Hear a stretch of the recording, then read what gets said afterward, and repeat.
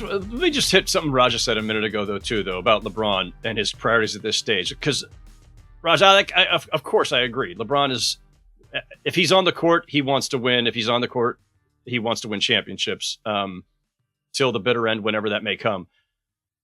But he's also smart enough to realize that they don't have what it takes right now, and we'll see where they are in another 2, 3, 4 weeks from now, or another month or two from now, after the offseason transactions are complete. But like, if LeBron really, really wants to win titles still, he should be packing his bags. No, I mean, look, Howard, he could. You took the words right out of my mouth. Like, either I've overestimated who he is as a competitor, as an all-time great, or they are going to pull off some incredible move that's going to get him the support that he and AD need to win championships. Or if they do that, and he is who I think he is, and they're able to execute the move, JJ Redick, I would still argue, even if he becomes a great coach at some point, is probably not the guy for that type of team. The same way Adrian Griffin wasn't the type of guy, that I thought was supposed to hop into the Milwaukee Bucks seat as a first-time head coach. Not that they won't be good, but their timeline wouldn't sync up with the LeBron team that has an opportunity to win a championship. So for all of those reasons, we're living in a world that I just don't frankly understand from the Lakers. You know what I mean? Or I'm with you. LeBron probably needs to look at that and say, "Hey, this isn't it." And if we're not living in either one of those worlds, then honestly, I've overestimated who he is as a competitor. See, Raja, Howard, I don't even see it that way. I see it as LeBron sees the writing on the wall. I think it's not that he doesn't want to win titles, because I believe that to be true. It's wired in his DNA. I'm sure he does want that. But I think his he also legacy, bro. But I think also, in this stage of his career, I think he wants to just retire a Los Angeles Laker and go off into the sunset, and whatever that might be, right? Like, I think he sees the writing on the wall. Where else is he going to go? What else is he going to do? Where else is it's a marriage right now of convenience between him and the Lakers. I can't accept that. I can't. Yeah. I'm sorry, Howard. I didn't mean to interrupt. No, go. Logan, I understand where you're coming from. I don't want to believe that, because I have that much respect for the dude that I played against, that I've watched for as long as I've watched, that I got a chance to work with and watch work up close and personal. There's too much that goes into that. He eats, sleeps, breathes, trying to win basketball games and doing whatever he could do. That's not something that you turn off overnight. And so I can't believe that. All right, but Kobe was in that same place late in his career, and Kobe didn't want to leave the Lakers because he was literally a Laker for life, right? Sure. Like, he grew up there. He was never going to leave there. He knew, I think, when he probably signed that last couple-year extension and post-Achilles and everything else, he didn't have a chance. I think, of course, Kobe wanted to be all about winning every second of every day. And I think LeBron too. But everybody reaches a certain point where you realize, like, I'm not in my prime anymore. I'm well past it. And I don't have the support around me.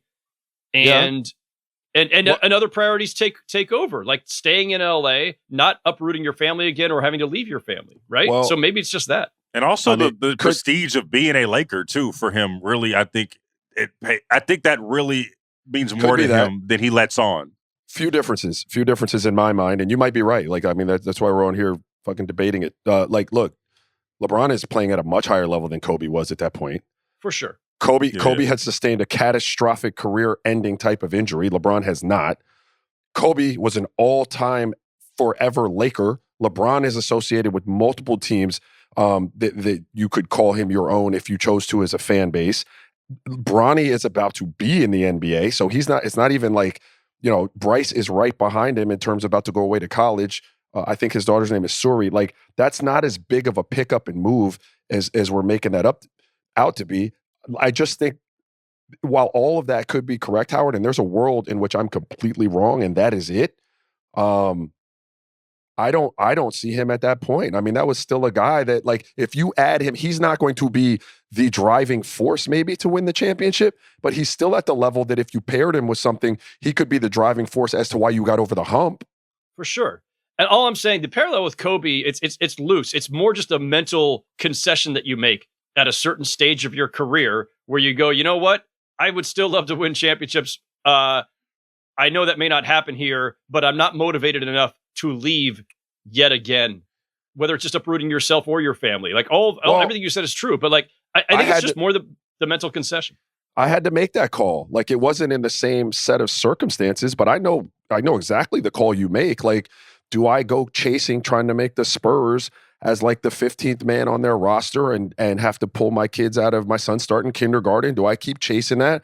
Or is it time to just say, yo, this is the concession for me was like the career is over. Like it's different, but the same. The way he played last year, I don't see that. There's a decline. When that happens, there's a precipitous decline in what you're doing.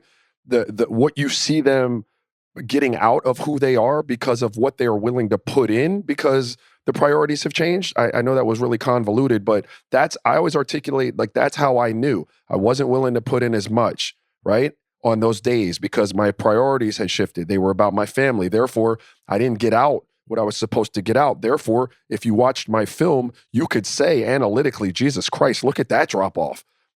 It was no surprise to me because I was the one living that, but I don't see that in LeBron that way. So that's why it's hard for me to believe. All right, just one more quick thing, Logan, sorry to drag this out, but like, again, there may be moves coming. And maybe the Lakers have already told LeBron, listen, we're hiring JJ, but by the way, here's what we're going to do to reinforce the roster, blah, blah, blah. Who knows? I don't know what those discussions might be or if those have happened or what they will pull off in the next few weeks or couple months. But as things stand now, I think it's pretty clear to all of us, the Lakers are not about to leapfrog Denver, Oklahoma, Minnesota. If you want to throw Dallas in there, if you want to throw, we don't know what the Clippers will look like. There's other teams that are coming that are on the rise. And I don't see the Lakers contending as they stand right now. LeBron could, if he wanted to. To your point, if all LeBron wanted to do right now was get another ring and was willing to do whatever it took to do that, he can opt out. He can sign for whatever he wants to. He can sign for the minimum. The guy's made hundreds of millions of dollars in his career. I know nobody does this anymore. Gary Payton and Karl Malone did it once upon a time to join the Lakers my last season covering the Lakers, where these guys sacrificed a lot of money just to chase a ring. And those guys were not in the same position, and they're not like LeBron obviously is a completely different player, but his legacy is already set too. All I'm saying is he has the freedom financially and otherwise to go wherever he wants. He could join any of the other 29 teams.